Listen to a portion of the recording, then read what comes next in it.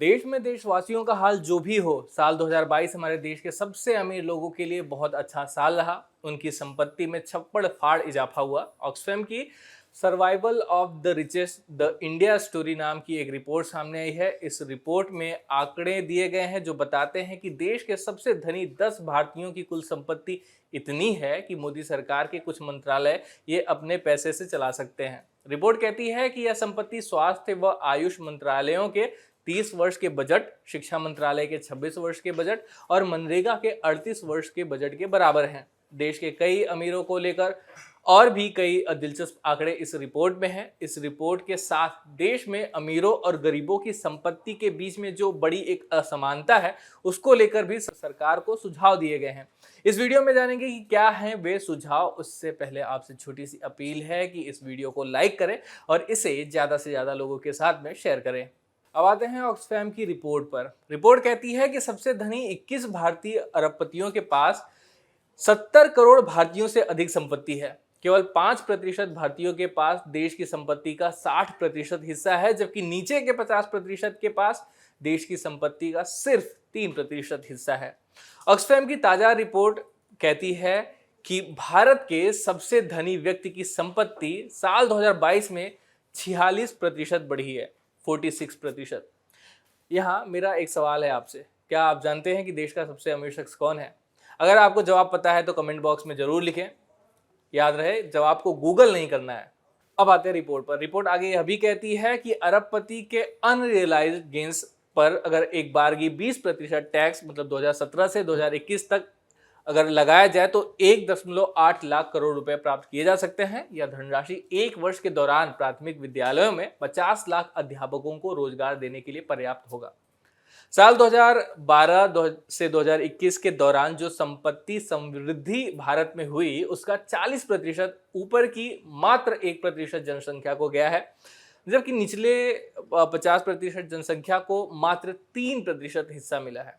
Oxfam India की ताजा report यह भी कहती है कि भारत में अरबपतियों की संख्या साल 2020 में 102 थी, वो बढ़कर 2022 में 166 हो गई है। भारत के 100 सबसे धनी लोगों की अगर कुल संपत्ति 54 लाख करोड़ रुपए पहुंच गई है, जिससे 18 महीने का केंद्रीय बजट बन सकता है।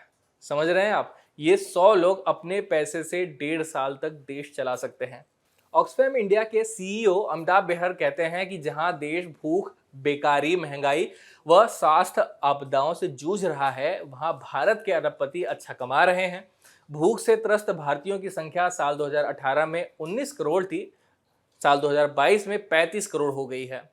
साल 2022 में 5 वर्ष से कम आयु वर्ग के 65% बच्चों की मौत इस कारण हुई। कोविड के व्यापक दुख दर्द को देखते हुए भारतीय सरकार को निर्धनता व अन्याय के विरुद्ध बड़े कदम उठाने चाहिए थे, पर यह नहीं हो सका व धनी वर्ग पर अधिक ध्यान दिया गया। ऐसा उन्होंने आरोप लगाया कि गरीबों पर ध्यान नहीं दिया गया, अमीरों पर ज्यादा ध्यान दिया गया। सबसे धनी 10 भारतीयों की कुल संपत्ति 27 लाख करोड़ रुपए है।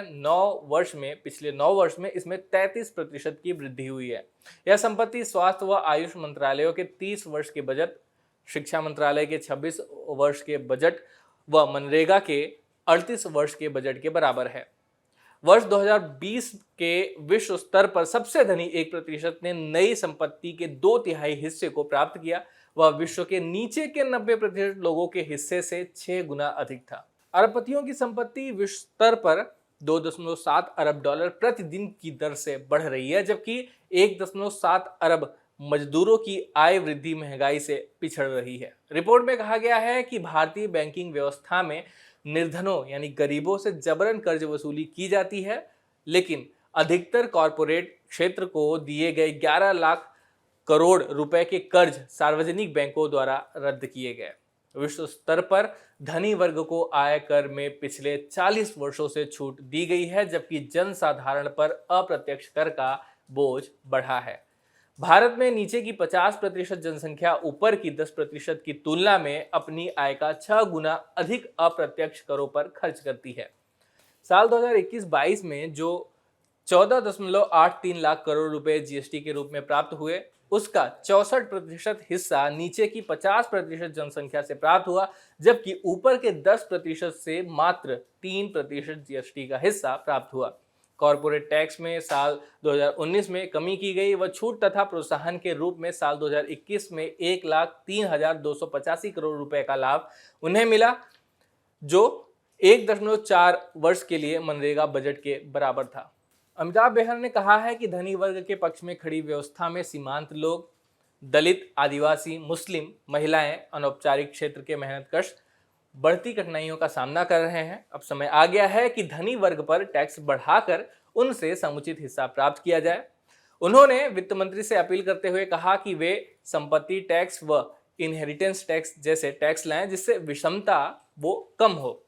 ऐसे करों से सरकार को अधिक वित्तीय संसाधन प्राप्त होंगे तो बहुत जरूरी सार्वजनिक सेवाओं व जलवायु बदलाव कम करने जैसे महत्वपूर्ण कार्य आगे बढ़ सकेंगे। विषमता के विरुद्ध भारतीय संघर्ष अलायंस के सर्वेक्षण के अनुसार 80% लोग धनी वर्ग व कोविड के दौरान अधिक मुनाफा कमाने वालों पर अधिक टैक्स का समर्थन करते हैं। 90% ने कहा कि बजट में विषमता कम करने वाले कदम बढ़ाएं, जैसे कि सबके लिए सामाजिक सुरक्षा, स्वास्थ्य अधिकार, महिला हिंसा कम करने के लिए उपाय आदि आदि प्रावधान लाए जाए। ऑक्सफैम इंटरनेशनल की कार्यकारी निदेशक गैब्रिएला बुचर ने कहा कि धनी वर्ग पर कर कम करने से कोई लाभ नहीं मिलेगा, जबकि अत्यधिक धनी पर कर लगाना विषमता को कम करने व लोकतंत्र सशक्त करने के लिए वैज्ञानिक प्रगति, मजबूत सार्वजनिक सेवाओं, खुशहाल व स्वस्थ समाजों के लिए जरूरी है। कुछ ही दिनों में वित्त मंत्री निर्मला सीतारमण बजट पेश करने वाली हैं। ऑक्सफैम ने वित्त मंत्री को कुछ सुझाव भी दिए हैं। पहला सुझाव यह है कि सबसे धनी 1% लोगों की संपत्ति पर अतिरिक्त टैक्स लगाया जाए। यह कहने के लिए तो बहुत आसान लगता है कि जो अमीर हैं उन पर ज़्यादा टैक्स लगा दिया जाए, लेकिन क्या यह समाधान है? नहीं। ज़्यादा टैक्स लगाना इसलिए समाधान नहीं हो सकता क्योंकि हम इस तरह की रिपोर्ट भी पढ़ते रहते हैं कि भारत के अमीर देश छोड़कर दूसरा ठिकाना तलाश रहे हैं और उनके ऐसा करने के पीछे जो वजह है उनमें से टैक्स दरों में बढ़ोतरी भी एक वजह है। तो टैक्स बढ़ाने का यह खामियाजा हो सकता है कि यहाँ के अमीर ऐसे देश की पनाह ले लें जहाँ टैक्स बहुत कम है या नहीं के बराबर है। बहुत से देश हैं जो अपने देश की अर्थव्यवस्था को मजबूत बनाने के लिए बहुत से टैक्स की रियायतें दे रहे हैं और बहुत से लोग ऐसे देशों की नागरिकता ले भी रहे हैं। अब ऑक्सफैम की दूसरे सुझाव पर आते हैं। यह सुझाव है निर्धन व सीमांत लोगों पर कर का बोझ कम करना। तीसरा सुझाव यह है कि स्वास्थ्य सेवाओं में सुधार की जाए। उसके अलावा ऑक्सफैम ने सरकार से विभिन्न सामाजिक आर्थिक श्रेणियों व क्षेत्रीय आधार पर स्वास्थ्य क्षेत्र में जो विषमताएं हैं उन्हें दूर करने के लिए कहा है। साथ ही शिक्षा में सुधार लाने की बात भी कही है और भी बहुत से सुझाव दिए हैं ऑक्सफैम की तरफ से और ये सुझाव वाजिब भी लगते हैं। और बात रही अमीरों पर ज़्यादा टैक्स लगाने की, तो मेरा मानना है कि वेल्थ क्रिएटर्स को दुश्मन की तरह नहीं देखना चाहिए। उन्हें इतनी सुविधाएं देनी चाहिए कि वे खुशी से ज़्यादा टैक्स दे पाएँ।